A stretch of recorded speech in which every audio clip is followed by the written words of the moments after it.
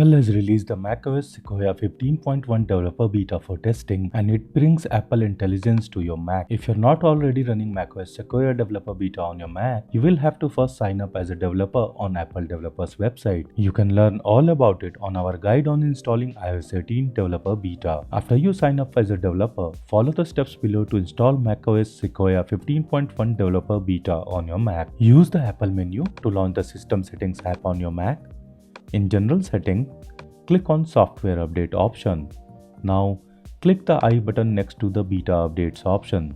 Since I have already updated, it's showing the macOS 15.1 beta option, but you will see macOS 15 developer beta option here. Now, click the drop-down menu and choose the macOS Sequoia 15.1 developer beta option. Click on Done and wait for a few seconds for the update to load. Finally, click the Update Now button to install the update on your Mac. Apple Intelligence feature is only available for M1 or later Macs. So, if you have an Intel-powered Mac, you are out of luck. Also, if you're not residing in US, you will have to change the device region to United States and set the language to English United States. To do this, launch the System Settings app and open General Settings. Click on Language and Region.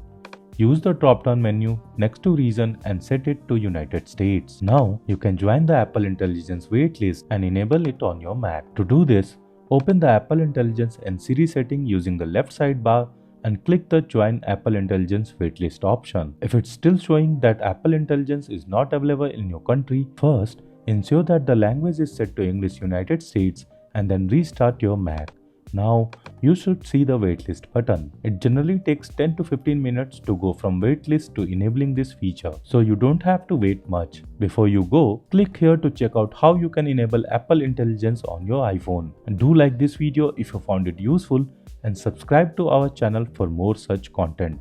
Thank you for watching, and I will see you in the next one.